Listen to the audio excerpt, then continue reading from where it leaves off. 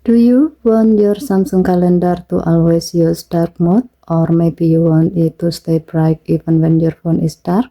Today I will show you how to adjust the dark mode setting in Samsung calendar on Galaxy S25 Ultra. To do so, open Samsung calendar app, tap the three horizontal line icon at the top left, then tap setting, tap change calendar style, scroll down the screen, tap dark mode. Here you will see three options: match phone setting, on and off.